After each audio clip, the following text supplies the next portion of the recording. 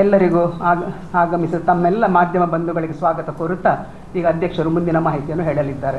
ಇಲ್ಲಿ ನೆರೆದಿರುವಂತಹ ಪತ್ರಿಕಾ ಮಾಧ್ಯಮದ ಮಿತ್ರರಿಗೆ ಹಾಗೂ ದೃಶ್ಯ ಮಾಧ್ಯಮದ ಮಿತ್ರರಿಗೆ ಎಲ್ಲರಿಗೂ ಆತ್ಮೀಯವಾದ ಸ್ವಾಗತವನ್ನು ಬಯಸುತ್ತಾ, ಕರ್ನಾಟಕ ರಾಜ್ಯ ಮಹಿಳಾ ಸಾಂಸ್ಕೃತಿಕ ಸಮ್ಮೇಳನ 2027 ಮಹಿಳಾ ವೈಭವ ಇದು ಮಂಗಳೂರು ತಾಲೂಕು ಮಹಿಳಾ ಮಂಡಳಗಳ ಒಕ್ಕೂಟದಿಂದ ಈ ವರ್ಷ ನಡೀತಾ ಇದೆ. ಪ್ರಪ್ರಥಮವಾಗಿ ರಾಜ್ಯದಲ್ಲಿ ನಡೆಯುವಂಥ ಇದೊಂದು ಹಬ್ಬ, ಸಮಾರಂಭ, ವೈಭವ ಅಂತ ಹೇಳ್ಬೋದು. ಇದು ಮೊನ್ನೆ ನಾವೊಂದು ಪ್ರೆಸ್ ಕಾನ್ಫರೆನ್ಸಲ್ಲಿ ಹೇಳಿದ್ದೆವು, ಜನವರಿ 30, 31, 1 ಡೇಟನ್ನು ಕೊಟ್ಟಿದ್ದೆವು. ಆದರೆ ಈಗ ಕರ್ನಾಟಕ ಸರ್ಕಾರದ ಅಧಿವೇಶನ ನಡೀತಾ ಇರೋದ್ರಿಂದ ಈ ಕಾರ್ಯಕ್ರಮವನ್ನು 1 ದಿವಸ ಮುಂಚೆ, ಅಂದರೆ ಫೆಬ್ರವರಿ 1 ಮತ್ತು 2ನೇ ತಾರೀಕು ನಂದು ನಡೆಯಲಿದೆ. ಪ್ರಥಮವಾಗಿ ಈ ಕಾರ್ಯಕ್ರಮಕ್ಕೆ 31 ಜಿಲ್ಲೆಗಳ ಪ್ರತಿನಿಧಿಗಳು ಆಗಮಿಸ್ತಾರೆ. ಅವರು 31ಕ್ಕೆ ಹೆಚ್ಚಿನವರು ಇಲ್ಲಿ ಬರುವ ಒಂದು ನಿರೀಕ್ಷೆಯಲ್ಲಿದ್ದೇವೆ.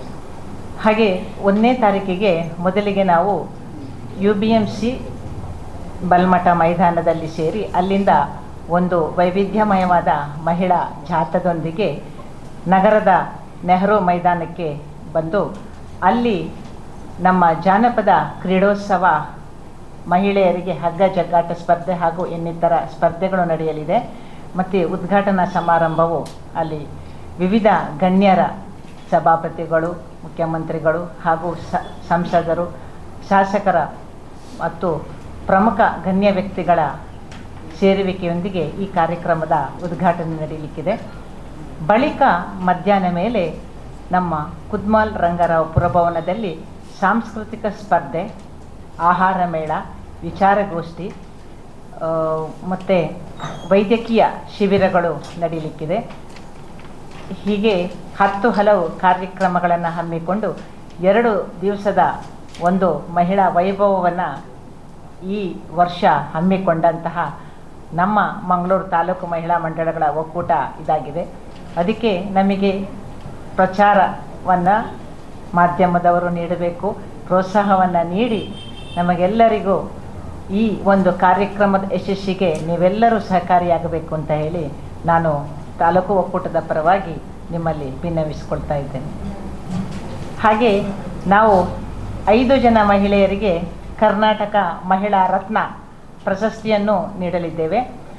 ಹಾಗೆ ಈ ಸಾಂಸ್ಕೃತಿಕ ಸ್ಪರ್ಧೆಯಲ್ಲಿ ಭಾಗವಹಿಸುವ ತಂಡಗಳಿಗೆ ಪ್ರತಿ ತಂಡಗಳಿಗೂ 10,000 ರೂಪಾಯಿ ನಗದು ನೀಡಲಿದ್ದೇವೆ. ಹಾಗೆ ಸ್ಪರ್ಧೆಯಲ್ಲಿ ಬಹುಮಾನ ಪಡೆದಂತಹ ಮೊದಲ ತಂಡಕ್ಕೆ 1 ಲಕ್ಷ ರೂಪಾಯಿ, 2ನೇ ತಂಡಕ್ಕೆ 25,000, 50,000, ಹಾಗೆ ಬೆಸ್ಟ್ ಥೀಮ್ ಮತ್ತು ಬೆಸ್ಟ್ MC ನಿರೂಪಕಿ ಅವರಿಗೂ ಒಂದು ಬಹುಮಾನವನ್ನು ನೀಡಲಿದ್ದೇವೆ.